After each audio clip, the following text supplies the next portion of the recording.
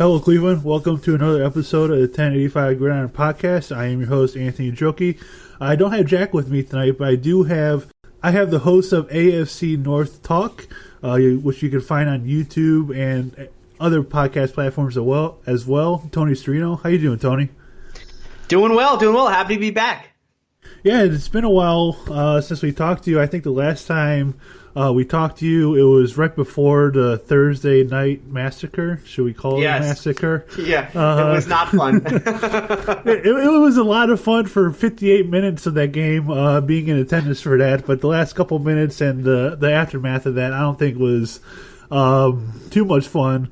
Right. At least for all of us. It was kind of a letdown, and I thoroughly enjoyed kicking the crap out of you guys for 58 minutes, but the thing that ensued with Myles Garrett and Mason Rudolph at the end there, that was not a lot of fun.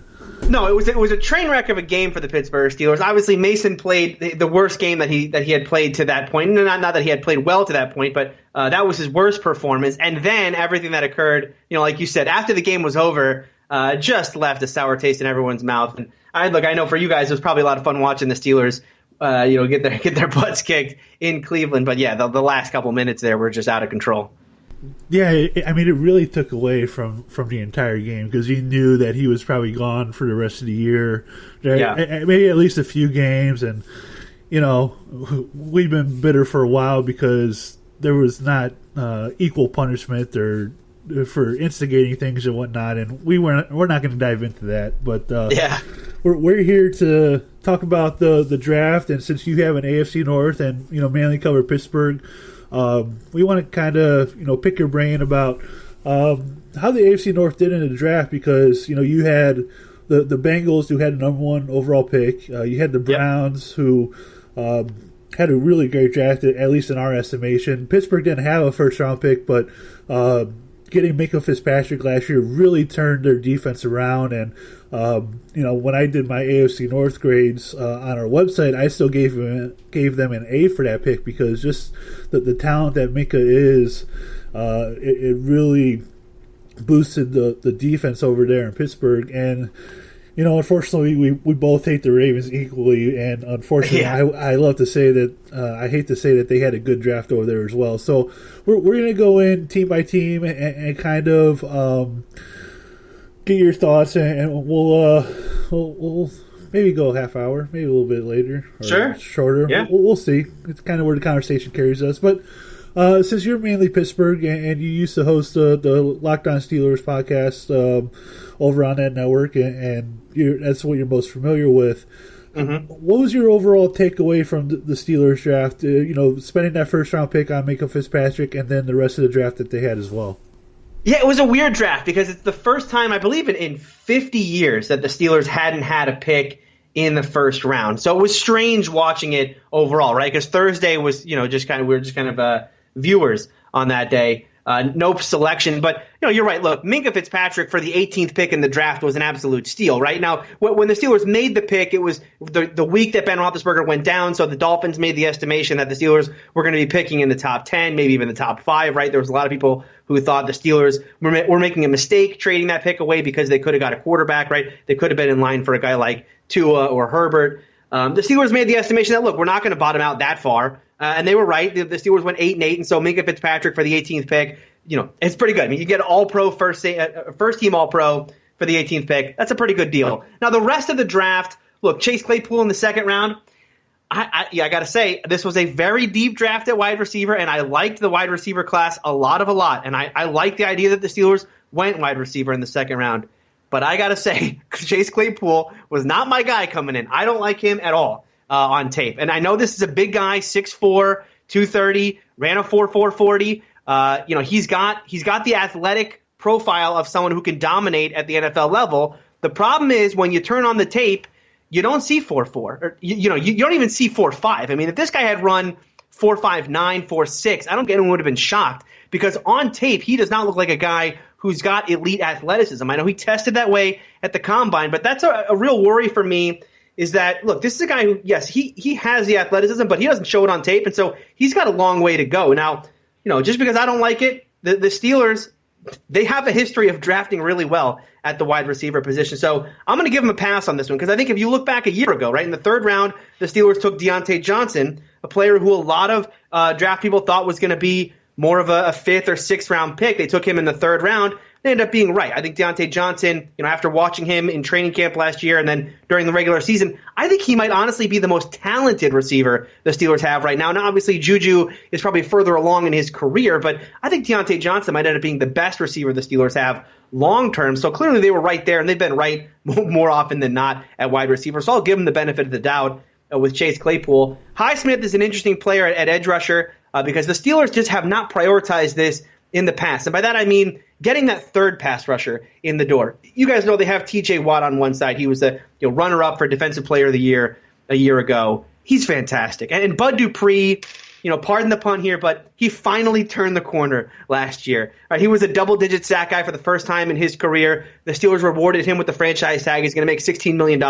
There's questions about whether or not he can come back in the long term, whether or not the Steelers want to tie up that much money, not just in Bud Dupree, but remember TJ Watt's contract is coming up very shortly. So that's going to be a lot of money to put in the edge rush position. I don't know that they're going to want to do that long term, but they also need another guy, right? You can't have TJ Watt and Bud Dupree out there on every play. These guys are going to need a break. And that's where the Steelers have been lacking in years past. They had Anthony Chickillo in the past couple years. Chickillo's a good special teamer, but as a pass rusher, he doesn't bring a whole lot to the table. And so I think Highsmith is going to come in and hopefully provide that spark on those downs when Watt or Dupree are going to need a break, or if something were to happen to them, they sit out for a week or two. They've still got Ola Adini and Tuzar Skipper, two unknown guys, two undrafted guys, but Steeler fans know, these are kind of the training camp darlings, the preseason darlings, haven't done a lot in the regular season. And then the other pick that stood out to me was Anthony McFarland Jr., the running back out of Maryland. The Steelers came into this draft knowing they needed a running back, but they weren't. I don't think they were targeting that guy in the second round, or at least if they were, it was probably Jonathan Taylor, and he went right before the Steelers picked. So, I think McFarland's going to come in, and while he's not going to change the room in that he's not going to come in and be the featured back, the Steelers already have that guy in James Conner. They just need to hope that he stays healthy. And so McFarland's going to come in, and what he brings to the table is going to be more of that change of pace, the speed back. The Steelers haven't had that in the past couple years. They've got Conner to come in and be hopefully the every down back, although I think they're going to want to put him on more of a pitch count this year. They'll have Benny Snell to spell him in those cases, and then they'll have McFarland to come in, be that change of pace, hopefully be a home run hitter. My question marks with McFarland, though, are, can he be more of a third down back? Can you get Conner off the field on third down, again, to kind of save him throughout the year? He's been a guy with a lot of injury concerns. I don't know that McFarland can do that right away. Not a whole lot of tape on him as a pass catcher out of the backfield, and his blocking on tape, not great just yet. So question marks there. But, overall, I would probably give the Steelers draft, probably a B, somewhere around there. I mean, it's tough because they didn't have a first-round pick, and I know Minka, kind of is that pseudo first-round pick, but he's a known quantity. We saw him from a year ago. I think the players that they're adding so far, I don't love Claypool. I'll allow it because the Steelers are much better than me at evaluating wide receiver. I like the Highsmith pick, and then McFarland Jr., I think he brings something interesting to that running back room. I love the Steelers draft because I was really high on Alex Highsmith, and I was hoping the Browns would grab him at some point because, we still have Garrett, we still have Vernon, we signed Adrian Claiborne. I wanted another guy in there, and I thought Highsmith would be great as kind of maybe a long-term answer to be in rotation with those guys. And, you talk about what the Steelers do very well always is, they always have a replacement ready to go. So if Bud Dupree isn't that guy, if they're not willing to pay him long term, then they'll have Highsmith ready to go, and he'll be just as good as the other pass rushers that they will have. I kind of like Claypool a little bit, maybe not that high. I think he's a big body that can do a lot of different things, and giving Roethlisberger a big target is certainly going to be helpful, especially in the red zone. So I knew that we were going to take wide receiver at some point. I didn't know when it was going to be, and I think we got a steal for ourselves. But Claypool was certainly a bigger body who I think can do some tight end things as well, and do a whole variety of different things. So I'm a really big fan of the Steelers draft. I also really like Antron Bush Jr. I think he's somebody that can come in right away. I know he's going to contribute on special teams, and the way our roster kind of turned out is we signed patchwork guys at the safety position, so I thought he'd be able to sit for a little bit and learn and contribute on special teams while maybe potentially being one of the starters next year. So I enjoyed that pick as well. So I think overall, I think the Steelers had a really good draft, and which I hate to say, but it seems like they do every single year. I hope you're right about Claypool. I mean, look, you're right. You're right in that he's got a big body, and he's a contested catch guy. I mean, he plays physically. He's a good blocker. You bring up the transition to tight end, and maybe he could make that transition. Although the Steelers signed Eric Ebron this offseason, so they're going to have Ebron and Vance McDonald at tight end this year. So I don't think it'll be a this year thing. But look, Claypool. Yeah, he's got a big body. Ben can go up there and give him some targets. Ben loves the taller receivers, right? The Martavis Bryants. He made his name with Plaxico Burress earlier in his career. He went a long time without that player. There's no one on the roster right now that's kind of that big body guy. So, not only is Ebron going to provide that, but Claypool is as well. And you hope that he can hopefully bring this team back in the red zone where they were the worst in football in 2019. All right, let's move on to the Baltimore Ravens, and this draft made me even more mad than the Steelers draft. They selected Patrick Queen in the first round. They drafted two Buckeyes, J.K. Dobbins and Malik Harrison. I was so thrilled when Dobbins went past the Steelers, but then realized Baltimore was right there. I'm like, oh no, here we go. and they ended up doing it. They drafted defensive tackle Justin Madubuike, which I would have loved that pick as well. So, the Baltimore just get richer after having a fantastic season last year, and they added a lot to their roster in terms of skill position players and a linebacker, which they desperately needed. They really needed that linebacker. Look, they have LJ Fort, which was a former Steeler. That's who they had starting last year. For the majority of the year. And Fort's a fine player, but, he was a cast-off from the Steelers at a time when the Steelers, before they had Devin Bush, right? He was fine, but Queen's going to come in. I think he's going to be a day one starter, and you're right. The Ravens they had the perfect draft for what they were looking for, right? Because they got the 3-down linebacker in Patrick Queen, sideline to sideline guy, J.K. Dobbins, home run hit at the running back spot. Now, I actually had J.K. Dobbins as I think he was my 5th graded running back in this draft. So there's some other guys I like ahead of him, but not to say he can't play at the next level. He's going to be good, and especially in that Ravens offense where they do so much to open up lanes for that running back. And Dobbins is a guy who's going to eat up those yards, and he can turn what should be a 5 to 7 yard run into a 60-yard run easily, and that's what he did at Ohio State. So. It's a good pick for them there. You talked about Madubuike, the interior. I love the Devin Duvernay pick for them, and that's just another speedster on the outside. In fact, I think they got Prochet later in the draft too from SMU. So two guys on the outside who are burners, along with Hollywood Brown. I thought, talking to Sonny from our AFC North Talk show, he thought they were going to go for more of a possession guy, right? More of a guy who could be that kind of combat catch type player. Turns out that they don't have that in mind at all, it seems like. I mean, it seems like if you want the combat catch, guy, you're going to go to your tight end in this offense. And on the outside, they're just looking for killer speed to beat you in one play. And look, when you got Hollywood Brown, you got Devin Duvernay, and now you got James Prochet, you can absolutely do that. So, man. And look, and then they got Geno Stone, who was a player who all the draft guys were talking about during the draft about how did this guy fall to the 7th round, and he's going to fit right in to this Ravens defense. It is to the rich getting richer in the AFC North, because this was already the best team in the North last year. It does feel like they got their guys in this draft. They also grabbed a couple offensive linemen who they could definitely sit and develop, and Tyree Phillips from Mississippi State and Ben Bredesen from Michigan, guard / center. And when you're a team like the Ravens, who has so much skill position talent on their roster, you still need to have a great offensive line, and that's obviously the biggest thing the Browns have lacked over the last couple of seasons. And if you're able to develop those guys when you're going to be paying Lamar Jackson and Hollywood Brown and these other skill position guys that you're going to have to shell out a lot of money for at some point.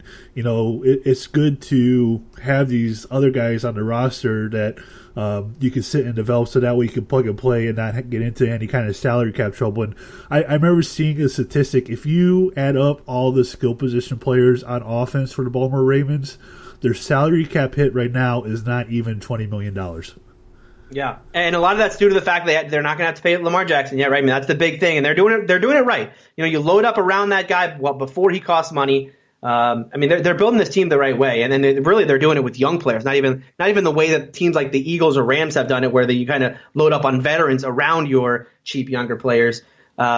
Look, this is going to be a formidable team in the AFC North. I don't think they're going away, right? I think it would take some sort of catastrophic injury to one of their major guys. Look, Lamar takes a lot of hits, so I guess that could happen. But if you're looking at prognosticating towards September and who's going to be the favorite in the AFC North, I like the Steelers this year because they have Ben coming back. But do I like them as much as I like Baltimore right now? It's going to be a dogfight for sure. And if we could touch back on the Steelers really quick, that's another thing too with the salary cap is, if they have to make those decisions to pay T.J. Watt, pay Bud Dupree, and keep out, their other edge rushers and other players as well. Yeah. You don't know how much longer Roethlisberger is going to be there. So if you're drafting a rookie quarterback to replace him, you could afford to keep those guys for 5 years if you draft a quarterback in the first round, and you won't be in too much trouble at all. Right, and I think the Steelers are going to be in the quarterback market coming up here in probably the 2021 draft. So I think that's going to be when the Steelers start looking at the quarterback position, because right now, look, the Steelers have all this money invested in Ben. It's $35 a year, right? They restructured it this year. It's actually going to be $41 million against the salary cap next year. Although I think the Steelers are hoping that the new CBA accelerates the salary cap a little bit, because they're going to be up against it, because they've got T.J. Watt coming up. They've got Juju coming up. We talked about it. But yeah, I think if you probably got 2 more years of Ben, right? Well, and we'll see because he's coming off the elbow. You don't know, but he wants to play 2 more years. I want him to play 2 more years. Everyone in Pittsburgh wants him to play 2 more years. Please, Ben, play 2 more years. You're all we have left. Because otherwise it's Mason Rudolph and Duck, and I love Duck, but neither of those guys brought a lot to the table. So I imagine next year there'll be a lot of talk about the Steelers taking a quarterback. I know there was that this year. Maybe they could take like a Jake Fromm or a Jacob Eason, or if Hurts had fallen. I don't think the Steelers were ever in that mix. I think they know it's Ben or bust for us this year. But next year I think they can start looking quarterback. And at some point here in the next couple of years, all the quarterbacks in the AFC North are going to be on rookie contracts, and that definitely includes the Cincinnati Bengals, who ended up taking Joe Burrow number 1 overall. I thought it was the right pick. There were a lot of ways the Bengals could have messed this up and do typical Bengals things, but they did not overthink it, and we now have to deal with an Ohio kid playing for the Cincinnati Bengals. Yeah, 60 touchdowns coming to the AFC North in Joe Burrow. Look, they couldn't screw this one up, right? I know there was a lot of talk about the Dolphins trying to move up and get that number 1 pick. I don't think there's any chance that the Bengals were going to trade out of this pick, and nor should they, right? Burrow is, everyone talks about it, right? He's as surefire as it gets. Now, look, no one's a surefire thing at the number 1 spot, but Burrow certainly comes in with a lot of hype.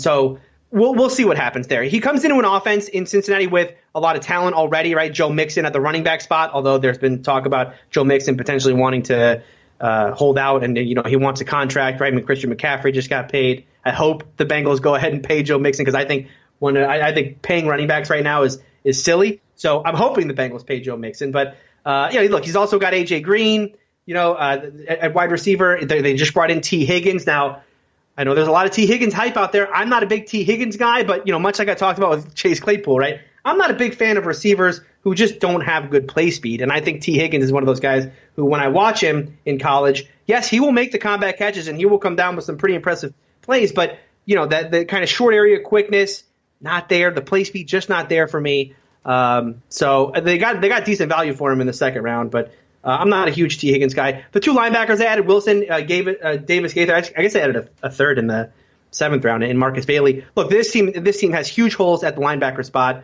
So they answered the call there. The only question left for them is on the offensive line. They didn't really address that in this draft. They added a 6th round tackle. But they do have Jonah Williams coming back from injury. The biggest question for Joe Burrow is not going to be, can you find your playmakers? It's going to be, do you have enough time to find your playmakers in that offense?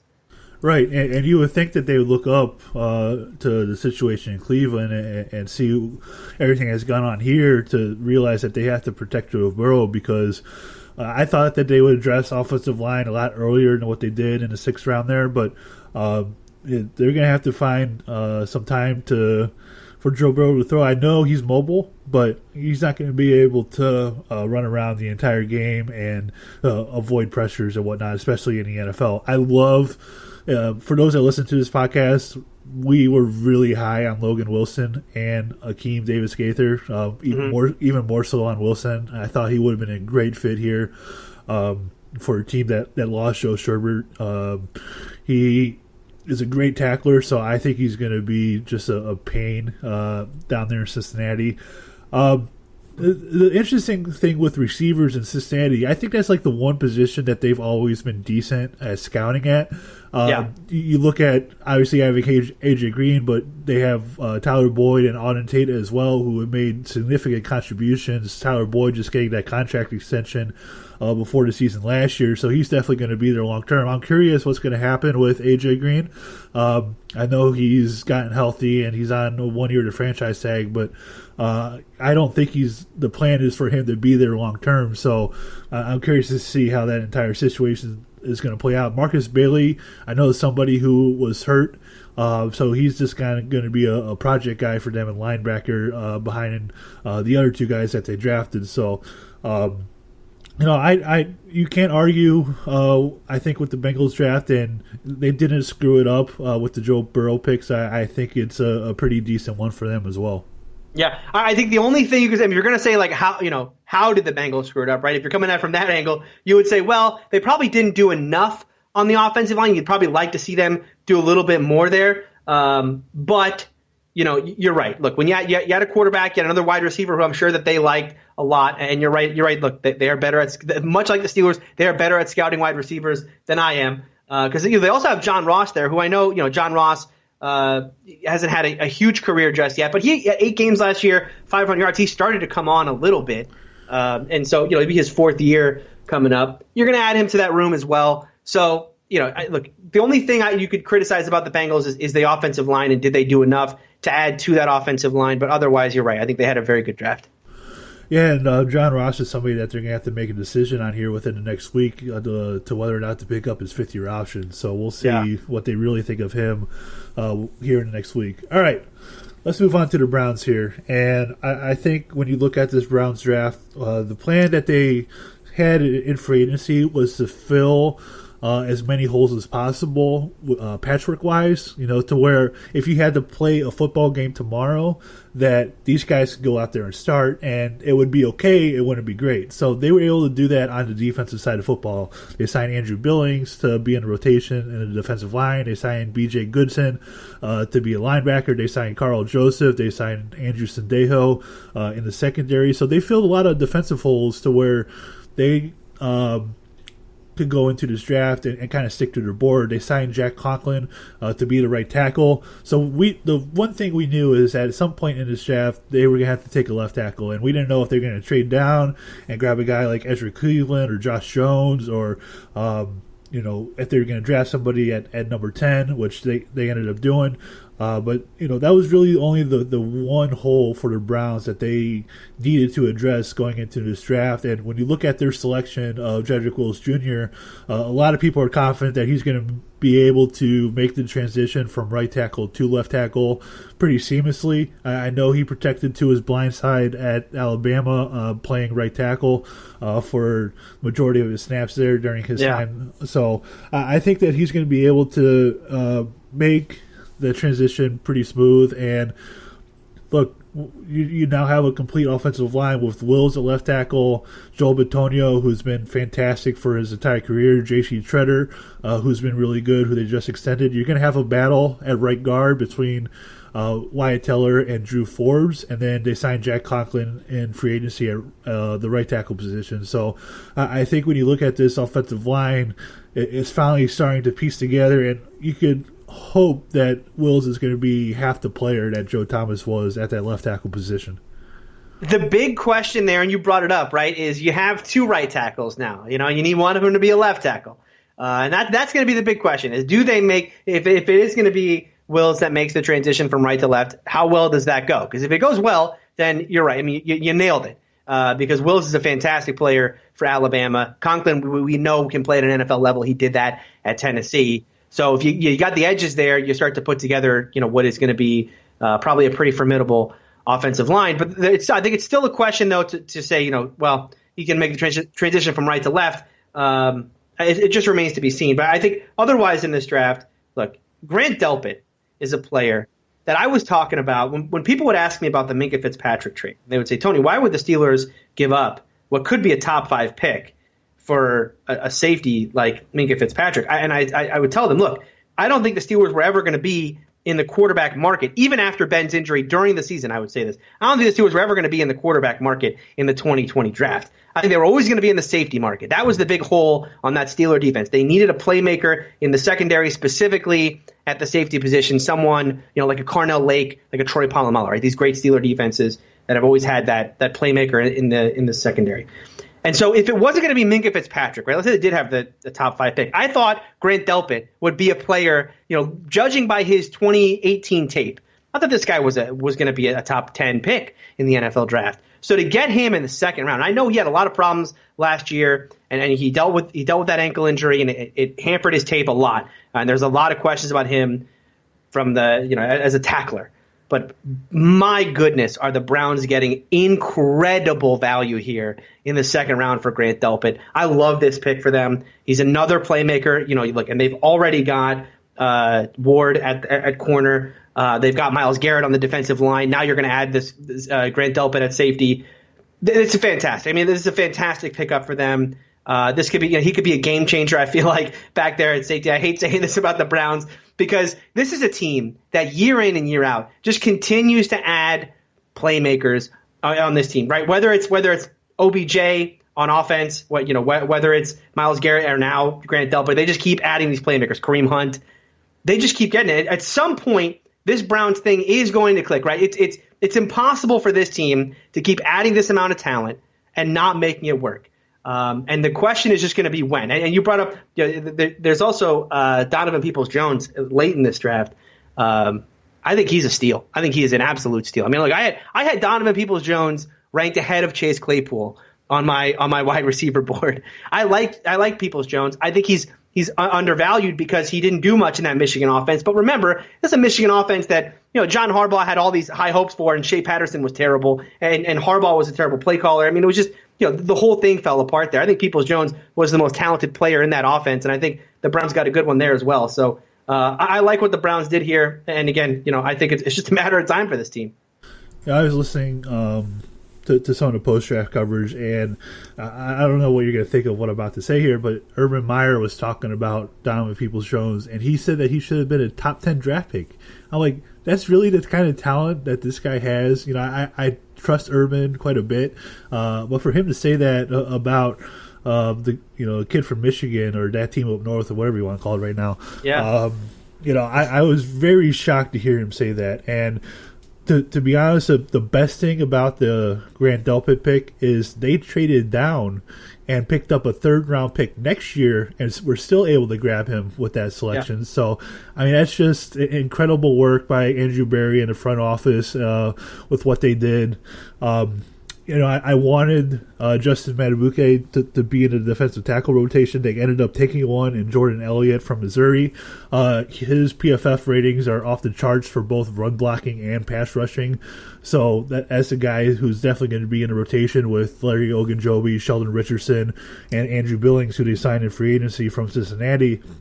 They signed or drafted another kid from LSU, Jacob Phillips. We kind of become LSU North. We've been joking that should we call Go Browns GX Browns with how many LSU guys that we have? I think we have 5 now. Between Landry, Odell, Delpit, Phillips, and I can't remember who the other one is off the top of my head. But, that's now 5 guys that we have from LSU on our roster. They drafted a tight end, Harrison Bryant. from Florida Atlantic. A lot of people are really high on him. I know they have a decision to make whether they're going to pick up David Njoku's 5th-year option. We think that they're not going to, but they're going to try to work out some kind of extension to kind of meet in the middle there. But that's the decision they're going to have to make here in about a week or so. Yeah. They took a guy, Nick Harris, who played majority of his snaps as center at Washington, but they believe that he's going to be able to come in and compete with J.C. Treader, with Wyatt Teller, Andrew Forbes for maybe that starting right guard position. And look, if he's able to beat those guys out and start at the right guard spot, this offensive line is going to be really good. I know the early scouting report says he fits in that zone blocking scheme really well, so he's another guy that could come in here. And look, when you look at this entire draft class as a whole, they're going to get contributions from all 7 picks that they made, and for that to happen in year 1, I think that's pretty special. Yeah, I mean, this is a team, like I said, they don't have a whole lot of gaping holes right now. I mean, it's all in the offensive line. I mean, if they can, and the defensive line too a little bit. But if they can, and they address that in this draft. I mean, if it comes together for them on the offensive line and on the defensive line, I mean, I feel like this team. There's another team when we talk about this AFC North, and competing with the Ravens at the top. I mean, it feels like, look, there's going to be seven playoff teams this year in the AFC, but I have a hard time believing that 3 of those teams aren't coming from the AFC North this year. Because for me, and maybe it takes Stefanski a year to really put this thing together. But boy, I mean, 8-8's going to get you in this year, and I feel like this Browns team just has to be 8-8 with just the amassing of talent that continues to happen there. So yeah, I think this team can absolutely compete for a playoff spot and that division title over the next couple of years. And really, all this is going to fall upon how is Baker Mayfield going to be able to transition to another head coach in Kevin Stefanski. Right. How is he going to fit in the system? And he's the one where this thing's either going to go or this thing's going to fail, I think. If he's able to play well, if he's able to revert back to some of those things that happened in his rookie season there in the second half, you saw flashes of it last year, but, there were a lot of problems last year with Freddie Kitchens as a head coach. So it's going to be interesting transition, and if he's able to play well, then yeah, this team could go 8-8, this team could go 9-7, this team can make the playoffs, like you said, with 7 teams now from the AFC making it. So look, I honestly think it all falls on him and what he's going to be able to do, and if everybody stays healthy or not. Yeah, I'm with you. The next question is going to be, right, is what does the rest of the AFC look like? And the problem for me in this draft is that look, I was all excited about the Steelers pick and going into Friday, but the last pick of Thursday absolutely broke my heart in that first round, because my favorite running back in this draft was Clyde Edwards-Helaire. And I thought he could really be special at the next level if he went to an offense that can use him in the passing game and not just as a runner. And boy, did he go to the absolute perfect spot in Kansas City. And it just feels like we talk about the rich getting richer with Baltimore, but boy, I feel like Kansas City and the fit there with Clyde Edwards-Helaire in that Chiefs offense, this AFC thing, I know we all want to compete for the Super Bowl in 2020, but I don't know. I mean, with where the Chiefs were last year, right, with dealing with the Mahomes injury and getting through that, and then, look, I know they didn't coast through the AFC playoffs, but in the second half of games, they coasted through the AFC playoffs. They made it look easy in the second half of football games, and I got a hard time believing that they're not going to do that again in 2020, unfortunately. Yeah, and you look at the Indianapolis Colts, who signed Phillip Rivers to be the quarterback for the season. You don't know what the New England Patriots are going to be this year without Tom Brady, but history shows that they're still going to be formidable, especially on the defensive side of the football. So it's going to be a very interesting AFC race, and hopefully we get to play the whole season with everything that's going on. Hopefully things can kind of get back to a sense of normalcy, and everybody's going to be able to get back to football, get back to their jobs, get back to everything, and we can start to enjoy some sports again. And I think the biggest impact this thing, part of this thing, the impact this thing has is, a lot of the rookie training camps, a lot of the extra time that a team like the Browns would have gotten having a new head coach, we don't get that time, right? So right. On a football field. So you look at teams that are built with veterans, teams like New England, teams like Pittsburgh, teams like Baltimore. Those programs are already in place, and they have a leg up with everybody else because of the situation, and these teams not going to be able to get on the field and whatnot. So, it's a great point. It's a great point. I think that's going to play a factor in all this as well. So hopefully, we can get back to normalcy sooner rather than later. I know the AFC North is going to be really competitive. If you had to nail it down and rank the drafts in the AFC North from best to worst, how would you rank them? All right, I know it's going to be close and hard to choose. No, I don't think anyone had a particularly bad draft, right? The Steelers. Look, I'm not going to say the Steelers had a bad draft. Now, there's writers in Pittsburgh right now, and there's a whole bunch of fight on Steelers Twitter right now about, did the 2020 Steelers get any better from this draft? And I think it's an interesting question. I don't think it's true to say no, they did not get any better, although I don't think they got substantially better like maybe some of the other teams did. I mean, I don't think there was any high impact players from that 2020 Steelers team. It's hard for me. Look, it's hard for me to not just say the Bengals had the best draft because they got Joe Burrow, right? I mean, this is a quarterback-driven league. This team was not going to win anything with Andy Dalton, especially with where that team is right now and where Andy Dalton was in his career. So they absolutely needed to get that guy in the door, to just change the mentality of that franchise, right? Very similar to the Baker Mayfield pick 2 years ago. So I have a hard time not picking the Bengals as one just because of Joe Burrow. And again, I'm not a big T. Higgins guy. The rest of their draft is fine, but getting Joe Burrow at the top, I'm going to rank them one. I'll probably say Ravens two, and it hurts me to say that, but I mean they just hit on every spot that they wanted to hit there. Getting Queen in the first round, then Dobbins, then Matabuke, then Duvernay. I mean again, you could stop right there, right? And right there, it's a great draft. But then they continue going Malik Harrison, the offensive lineman we talked about, Prochet, Geno Stone. I'm gonna rank them two. I'll say Browns three. Because I love the Delpit pick in the second round. As I said, I have questions about Wills. About can you make the transition from right to left? If he can, it's a home run pick for them. And then I'll go Steelers 4. And again, it's tough for the Steelers because they didn't have a first round pick. I'm not gonna cheat and include Minka in this evaluation. The players the Steelers added are fine. Claypool can come in and be a situational red zone guy and he can fill in the kind of deep threat that the Steelers were missing a year ago. McFarland, again, can be another guy who can hopefully add some big plays to that offense. But overall, I think it's going to be a pretty quiet draft for the Steelers in 2020. So I'd put them as 4. So I'll have Bengals, Ravens, Browns, Steelers. What do you think? Yeah, I think it's very interesting.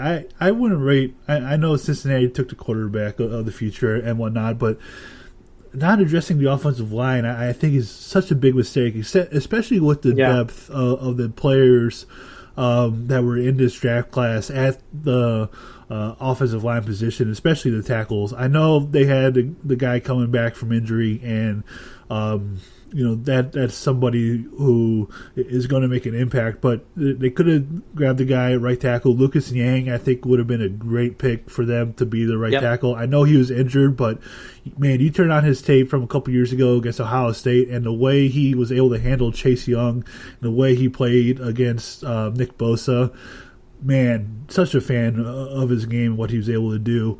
There's quite a few interior guys that they could have added. I know Billy Price, Ohio State guy, hasn't really worked out for them. But look, not addressing the offensive line until late, I think was a big mistake. So if I had to put this in order, I would say Ravens 1, which pains me to all hell to say. Yeah. Especially with the Buckeyes picks. And I swear that Harbaugh did this just so he can go to his brother and be like, these guys kicked the crap out of you for the last 4 years. I'm going to draft them now. It's going to make family dinner a little awkward for Thanksgiving is going to be weird, which I'm already positive it's already is in their household. But I'm going to go Ravens 1, Browns 2, Bengals 3, and Steelers 4th. And I think with the Steelers is we don't know how this is going to work with Roethlisberger coming back. I don't know what kind of player he's going to be. So, look, if it doesn't go well this year, then they're going to be in a position to take one of the top guys next year, whether that be Justin Fields, which I hope it isn't, or Trevor Lawrence. As a I like the guy from North Dakota State. I don't know if you know the North Dakota State quarterback. Trey Lance. Yes. Yeah. I'm excited about it. I'm going to have to dig up some film. To believe it or not, I already started yesterday and maybe a few days ago. I have a spreadsheet already of draft picks for the 2021 draft, and I've been grabbing film off of YouTube and putting the links in there so I can go and watch it when I have some time. And let's be honest, right now I have all the time in the world to do that kind of stuff. Yeah, exactly. It's a perfect time to get started early on that 2021 tape. Exactly. So, the Steelers going to be an interesting position. We'll see what they end up doing and how Roethlisberger performs this year. So it's going to be a fun year as long as we can get back to football, as we get back to playing games. And Tony, I appreciate you coming on this podcast. I really do. This has been maybe the third, fourth, or fifth time that you've been on the show.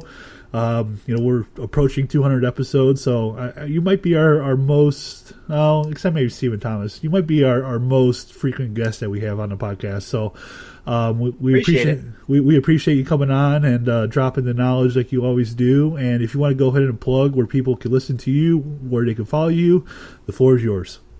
Yeah, absolutely. You can find me on Twitter at Steeler Country. And you can find me now on my new show. It's a YouTube show. It's called AFC North Talk. That is a show where myself and three other guys from the AFC North talk all things about the Steelers, Bengals, Browns, and Ravens. You can find that on YouTube. It's called AFC North Talk, or you can find it on iTunes, Spotify, wherever you find podcasts. Just search AFC North Talk. You'll find it there. All right. I appreciate you coming on, Tony. As always, you can follow the podcast on Twitter and on Facebook at The Dogland. Be sure to follow me on Twitter at Anthony Joki as well. Subscribe, rate, and review. We absolutely appreciate it. And then the most important thing as we get on out here is go Browns.